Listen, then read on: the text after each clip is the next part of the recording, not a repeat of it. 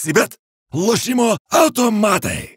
Ruletė. Lažybos. Lošimo automatai. Sibet. Nesaikingas lošimas gali sukelti priklausomybę. Gal gerai pradėti nuo karščiausio epizodo, kuris tau tikriausiai gal užkliuvo labiausiai, ketvirto kėlinio paskutinės sekundės ir ten viržėsi ir po to vėliavai, kad galėjo būti pražanga. Kaip tau atrodo? Nebuvo pražanga ir dabar nebepakeisiu viskas. Tai nežinau, iš tikrųjų nemačiau, tokius epizodus mėgstu prasižiūrėti per pakartojimą. Žinot, ne tas epizodas buvo lemiamas. Ilgas buvo rungtynės, manau, teisėjai priėmė teisingą sprendimą, greičiausiai. Bet pats signalizavai, atrodo, kad įrodė, kad į ranką, ne, užtaikė. Kontakto jutau, bet ar jisai buvo leistinas, ar taisyklės tai leidžia, nežinau, žinot, sunku man kalbėti dabar apie tokius dalykus. Per šitas rungtynės daug visko nutiko. Minėjo, kad tai nebuvo lemiamas epizodas, kas buvo lemiamas šitoj kovoje. Manau, svarbiausias dalykas buvo, kai jau minėjom, kontroliavom vėl ilgą laiko dalį rungtynės, vienu momentu pametėm momentumą ir leidom jam pasijusti kažkiek tais geriau. Kalbu apie klaidas, berods trečias kėlinys prastas buvo toks jų spurtas ir pasibarsim šiek tiek, bet buvo sudėtinga, Samneris greit pasirinko pražangų, tarp gynėjų buvo maža rotacija, Lukas ir Dovis, dideli krūviai, nelengva kontroliuoti komandą, visą laiką reikia daugiau žmonių ir viskas tai yra suprantama ir normalu, to buvo galima tikėtis, galbūt šiek tiek šalto proto, tais momentais, kai nesiseka ir numušti gal tempą, pakontroliuoti kažkiek labiau, tai ten buvo tikrai svarbus momentas, kai jie pradėjo grįžinėti. Kalbant apie pratęsimą, du pratęsimai, dvi nesėkmės, bet net po dieną pavyksta temas. Tai ką, 5 minutės ten arba į tą pusę, arba į tą pusę,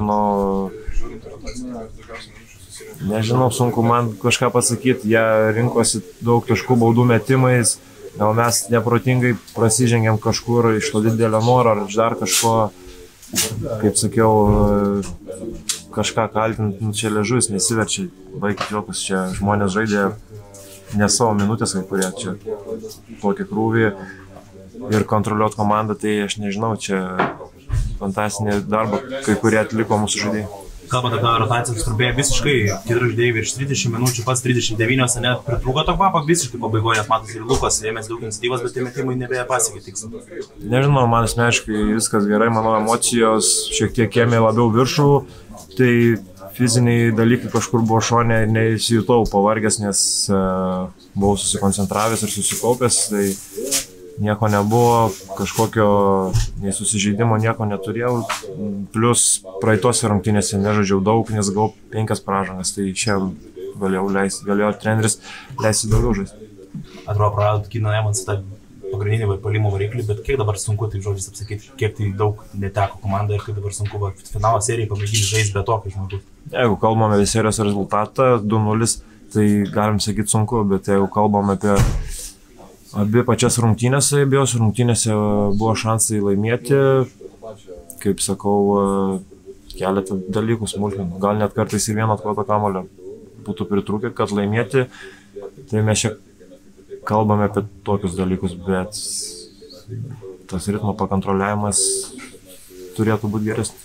Žalgirio režimą tempia lietuviai, galima sakyti, kad galbūt legionieriai psichologiškai neatlaiko LKL finalo, atmosferos įtampos ir spaudimo. Nežinau, sunku man spręsti už juos. Vėlgi gerai šiandien ir Laurinas, ir Lukas, ir Dovis tikrai davė daug naudos puolime ir gale treneris, manau, pasitikė tais, kuriem tą dieną gerai sekasi, bet iš antros pusės žiūrint, kad vis tik daug minučių didelis krūvis ilgainiui gali atsiliepti, reikėtų, manau, didesnės tos rotacijos ir kažkiek pagalbos, žinoma, būtų geriau, bet supranta, tai yra finalas ir psichologiškai, ir fiziškai galas sezono, čia reikia, nežinau, už kitus aš nepasakysiu. Ta paskutinė ataka, ketvirtam kėlinį paties buvo improvizacija, ar tu treneris buvo toks palipimas pačiam spręsti? Tai Lukas, kokį variantą ieškojai? Lukas, mačiau jau galvan, jeigu Dovis irgi jau buvo pavargę ir neturėjom, tiesiog buvo planas apsiginti, jie kadangi prametėmės atkom kamuolį, mačiau, kad niekas tikrai nesiruošė imtis. Tai kadangi, sakau, gerai jaučiausi, pasiėmiau kamuolį, o, sakau, nebuvo jokio kažkokio susitarimo, kad kažką žais neblogai, palyginus visai gal. Dabar 0-2 iš jūsų pozicijos ir viskas sprendžiasi per vienas rungtynės, ne? Kokia tai dabar bus didžiulė našta ir įtampa, žinant, kad sprendžiasi titulas per vienas rungtynės iš jūsų pozicijos?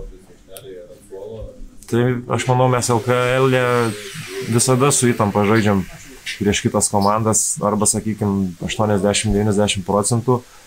Varžovai dažniausiai spaudimo nejaučia. Aš, žinoma, nekalbu apie finalą, kur finalas abiems komandoms, bet aplamai visam reguliariam sezonui, žinot, dažnai būna taip, kad komandos, neturi ką prarasti ir bando mus pagauti kažkur. Tai, manau, viso sezono patirtis turėtų neišmušti mūsų, o jeigu bus didelis noras ir energija, nieks negalvos apie galimus kažkokius pralaimėjimus, tiesiog išeiti kovoti, 2 rungtynės, 2 pratęsimai. Žiūrėsim, kaip bus toliau. Po šio mačo treneris čia kalbėjo gal pusvalandį laiko, mums pasirodė, kad kaip niekad ilgai, ką jis labiausiai akcentavo. Ne, nekalbėjo pusvalandį, ilgai laukiam trenerio, kol jisai ateis, manau, jie tarpusavy tarėsi daugiau kažką, o čia pasikalbėjom ir viską. Sibet, lošimo automatai. Ruletė, lažybos. Lošimo automatai. Sibet. Nesaikingas lošimas gali sukelti priklausomybę.